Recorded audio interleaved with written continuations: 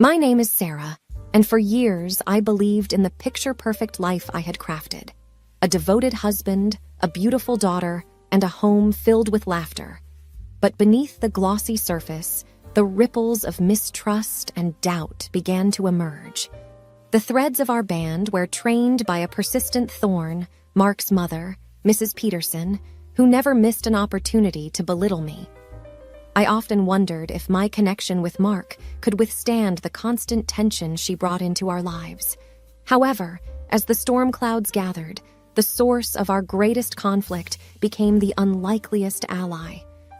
Dive into my journey, a story of betrayal and redemption, and discover how sometimes the most painful moments can't forget the strongest bonds. So, my name is Sarah, and this is my story. The rain tapped softly against the window, creating a melancholy rhythm that resonated with my mood.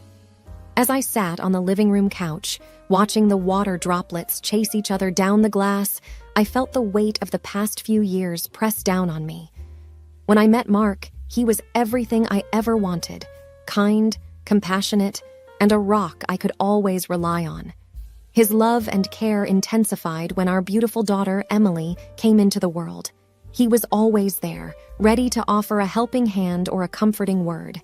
It made me feel cherished and adored. But as it often goes in life, not everything was picture perfect. The one thorn in our otherwise blissful life was Mark's mother, Mrs. Peterson. From the moment I was introduced, the disdain was clear. Her eyes, faded with age, would sweep over me critically, finding faults in everything. From the way I held Emily to the taste of the casserole I'd so carefully prepared for our first family dinner together. "I just don't understand why she can't clean up a bit," she'd murmur to Mark when she thought I wasn't in earshot. Or, "The child looks malnourished. Doesn't Sarah feed her properly?" I said to myself, trying to breathe through the frustration. "It's just the way she is. Don't let her get to you." But her words stung, particularly since Mark never defended me. He would either brush her comments aside or nod in agreement.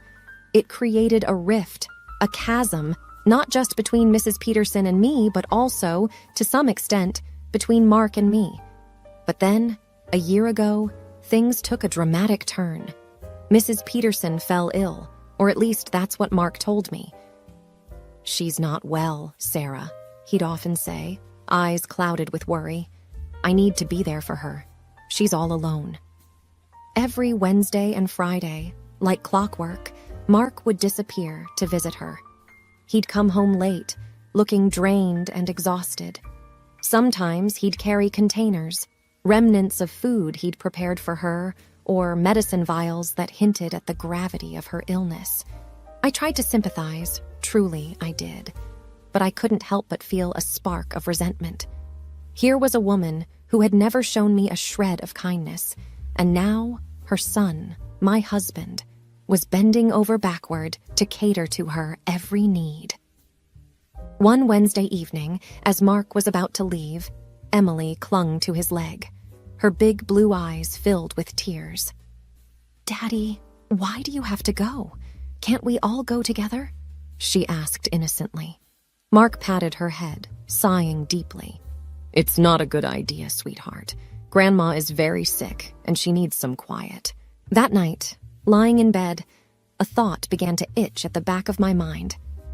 "I've never actually seen her sick," I mused aloud.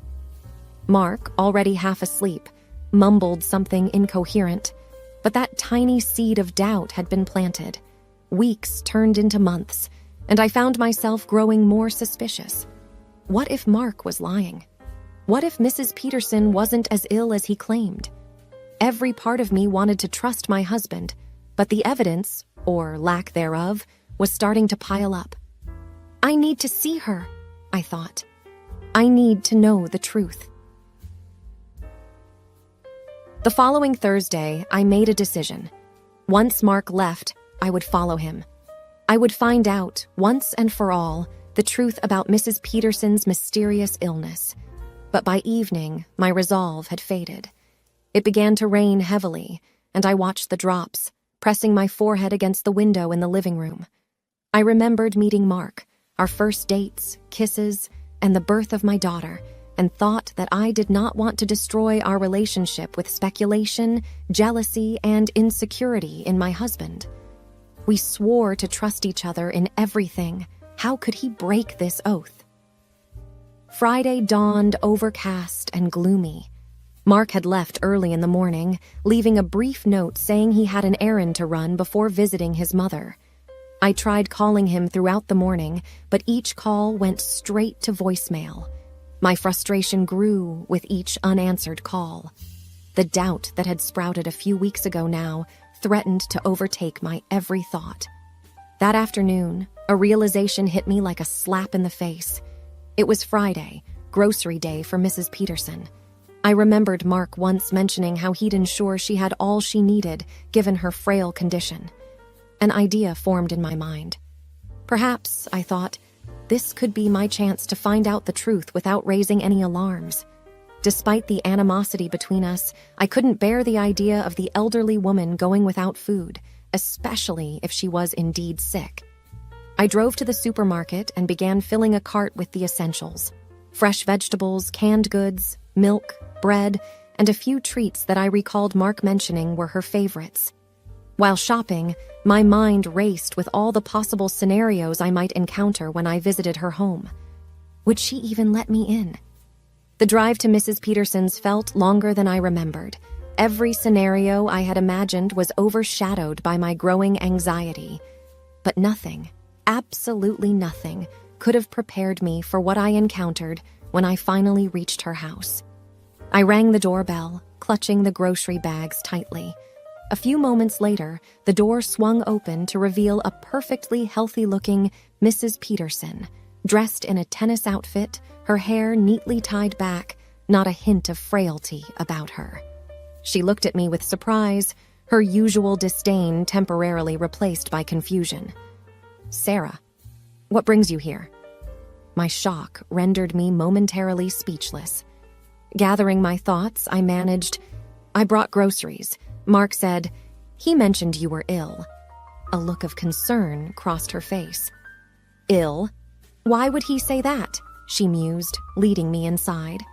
As I stepped into the familiar living room, everything looked just as I remembered from my infrequent visits. But there was no sign of any illness, no medicine bottles, no medical equipment, nothing. We sat down, and I tried to gather my thoughts. "Has Mark been visiting you every Wednesday and Friday?" I asked, trying to keep my voice steady. Mrs. Peterson looked genuinely puzzled. "No, I haven't seen Mark in weeks. He occasionally calls, but visits? No." The realization hit me like a ton of bricks. All this time, Mark had been lying. But why? What was he hiding? My head spun with questions. Mrs. Peterson, seeing my distress, offered a cup of tea. As we sat sipping, the initial awkwardness between us faded, replaced by a mutual concern for Mark. Why would he lie about something like this? And where had he been going every Wednesday and Friday? The need to confront my husband and unravel the truth grew more pressing with each passing minute. As I pulled into our driveway, the weight of the truth pressed heavily on my heart. I could see Mark, pacing back and forth in the living room, glancing occasionally out the window.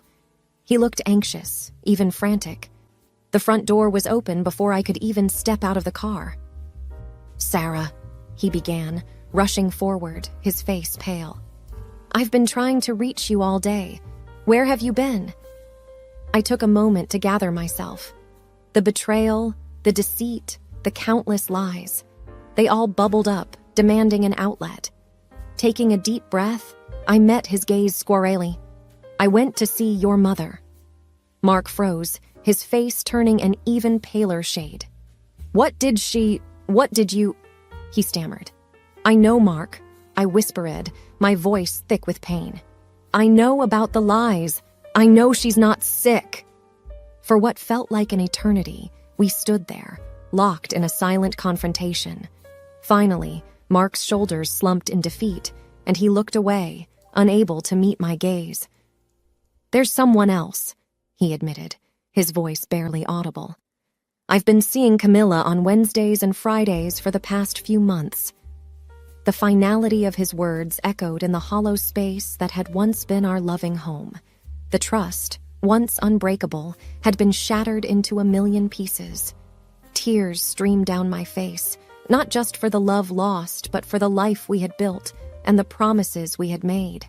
Weeks blurred into a haze of lawyers, papers, and tearful nights. The divorce was swift, fueled by Mark's guilt and my determination to protect Emily from any further pain. My days were filled with challenges as I grappled with becoming a single parent and navigating the complexities of the workforce. But in the midst of this tumultuous period, an unexpected source of support emerged: Mrs. Peterson. The same woman who had once looked down upon me was now by my side, helping with Emily, offering advice, and providing a shoulder to cry on. One evening, as we sat sipping tea in my kitchen, she looked at me with tears in her eyes. "I was wrong about you, Sarah," she admitted, her voice filled with regret. "I judged you without truly knowing you, and for that, I'm truly sorry." The months following saw a deepening of our bond. Where there had once been hostility and resentment, there was now understanding and compassion. Together, we faced the challenges thrown our way, finding strength in our shared experiences. As the days turned into weeks and weeks into months, I began to rebuild my life. With Emily and Mrs. Peterson by my side and a new job that I grew to love, I rediscovered myself. The scars of the past remained, but they no longer defined me. I had faced the worst and emerged stronger, ready to embrace whatever the future held.